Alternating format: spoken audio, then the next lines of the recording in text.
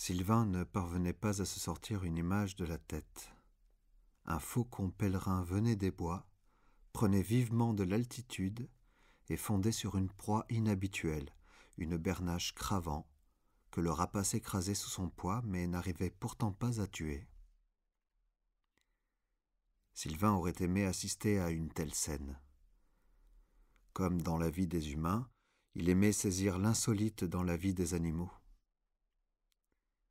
C'était une proie bien trop grosse pour ce faucon. S'agissait-il d'un faucon inexpérimenté? Pourquoi cette bernache-là en particulier, parmi tant d'autres bernaches? Sylvain se leva sans mauvaise sensation, sans aucun sentiment désolant, à part peut-être cette jalousie curieuse et relative. Que Jean-Pierre ait reçu ce cadeau du ciel, c'était bien. Il fallait que l'esprit se remplisse de belles images. Sylvain descendit de la cabane dans les arbres. Il avait bien dormi. C'était une cabane sur pilotis. Aussi, il ne s'était pas affolé quand, au milieu de la nuit, il y avait eu un fort coup de vent. Il en aurait été sûrement autrement si la cabane avait été construite à même l'arbre. Sylvain se dit qu'il aurait été balancé comme en haut d'un mât, jusqu'à la nausée. Le vent l'avait réveillé. Quelques gouttes de pluie avaient crépité sur les vitres et, du fond de son lit, pendant un moment, il avait contemplé la baie, dont la côte, éclairée sur presque tout son pourtour, faisait penser à des rivières de bijoux. Les bateaux en attente dans la baie apportaient aussi de la magie à la nuit. Josie était occupée à mettre bon ordre dans ses récoltes. La veille, ils avaient traversé ensemble ses jardins. Il en était de nombreux qu'elle avait élaborés au fil des années. Chacun avait une origine et des qualités particulières. Ils invitaient à de singuliers voyages à travers le temps et les cultures. Josie ainsi lui avait parlé des vertus de la facélie, tout en cueillant les dernières chayotes. Un lièvre détala soudain d'entre leurs pieds, et un pic épêche, non loin, se mit à tambouriner en spirale le long d'un petit arbre. Josie lui dit qu'elle avait mis sur la table toutes sortes de confitures, qu'il devait griller du pain et que le café était prêt. Et donc il se dirigea vers l'ancienne porcherie, où il apprécia le café, d'autant plus qu'un rouge-gorge venait grappiller sous la mangeoire, sans s'effrayer aucunement de sa présence. Josie lui avait confié qu'elle atteindrait bientôt une complète autonomie alimentaire. Sylvain n'avait osé livrer le fond de sa pensée. Le jour de l'effondrement tant redouté, il faudrait dresser des murailles, armer une milice, car ses voisins moins avisés et plus affamés se déverseraient sur elle comme des zombies. Ils mangeraient tout, ses légumes et ses fruits, même ses chayotes et ses poulets, et puis la petite Josie. Sylvain comprenait que tout le monde ne soit pas sensible à son humour. Sylvain s'habilla chaudement. Le soleil montait, effaçant progressivement les gelées blanches, mais ça pinçait encore. Il monta dans sa voiture et prit la route de la baie. Il suffisait de se laisser descendre. Aller au fond de la baie, ce n'était pas pécher ni même céder à de mauvaises pensées. À la vérité, la plupart du temps, son humour glissait sur les gens comme l'eau sur les plumes d'un canard. Je vais au fond de la baie et ce n'est pas une sinécure. La baie ou la baie. Ça ne pouvait faire rire que lui. C'était une forme tordue de thérapie personnelle. Ça lui faisait oublier que toujours une menace pèse sur la beauté. Sylvain pensa à nouveau à ce faucon. Le rapace avait dû s'arracher de la bernache, épuisé et mécontent. Il était persuadé que les oiseaux ressentaient de multiples émotions. Leur existence n'était pas seulement régie par la peur, car les animaux, le plus souvent, avaient peur de la faim, des prédateurs, de la pire des espèces invasives, cette espèce à laquelle Sylvain se désolait d'appartenir. D'ailleurs, il semblait que, toujours sur le qui-vive, les oiseaux gardaient constamment les yeux ouverts.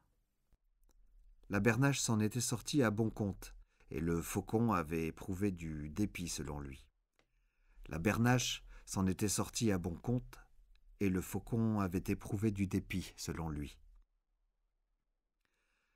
La nature sans l'humain serait magnifique.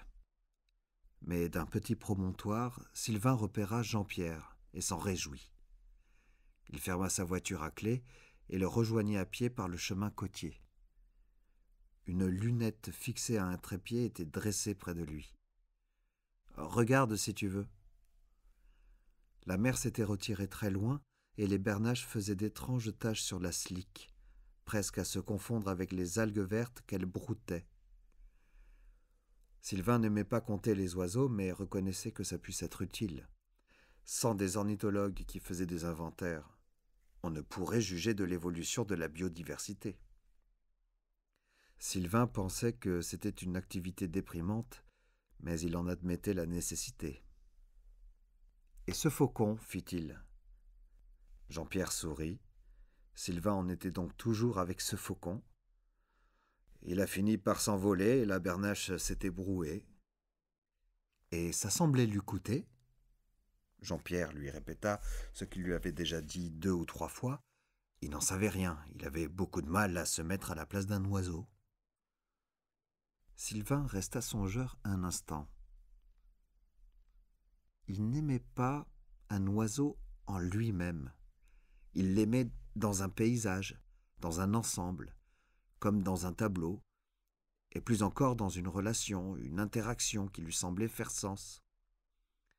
Il était ainsi dans l'attente d'une situation dont il se souviendrait d'autant plus qu'elle avait peu de chances de se reproduire, ou alors en dehors de son regard.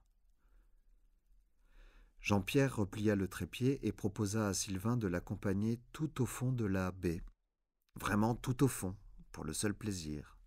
« Ça va lui faire mal alors, remarqua Sylvain, et Jean-Pierre arqua un sourcil d'incompréhension.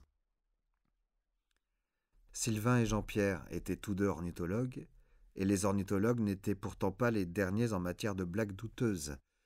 Mais Jean-Pierre devait être d'une espèce à part, ou à cet instant trop absorbé par ses comptages. Ils roulèrent ainsi vers les plus lointaines filières, ces chenaux tracés à travers le Shore par l'eau douce s'écoulant de la terre. Ils roulèrent ainsi vers les plus lointaines filières, ces chenaux tracés à travers le Shore par l'eau douce s'écoulant de la terre. En chemin, Jean-Pierre s'arrêta pour lui montrer ce que personne à part lui n'aurait pu voir en conduisant. À une 50aine de mètres, au pied de hautes herbes, une bécassine des marais. Même Sylvain l'aurait prise pour un bout de bois. Parce que c'était tellement beau, il n'avait pas besoin d'en parler. Ils se garèrent à un endroit propice, d'où ils pouvaient voir les oiseaux à la jonction de plusieurs filières. Ils virent des vanneaux, des courlis, des chevaliers et des grèbes. Bientôt, ils assistèrent à une scène surprenante. Une corneille se posa sur une grosse branche morte, tenant dans son bec un détritus, un paquet de tabac à rouler, qu'elle se mit à déchiqueter avec une certaine méthode. Sylvain fut ravi, et il faillit ne pas voir le faucon qui venait des bois. Soudain, les vanneaux s'envolèrent, alertant tout l'entourage immédiat. Sylvain n'attendait rien de particulier. C'eût été sans doute préférer le prédateur à la proie. Il ne voulait pas envisager le pire ou le meilleur pour l'un ou l'autre. Ça serait comme la vie le propose, parce que ça ne pourrait être autrement. D'ailleurs, vanneaux et faucons se croisèrent simplement et Sylvain sourit de joie.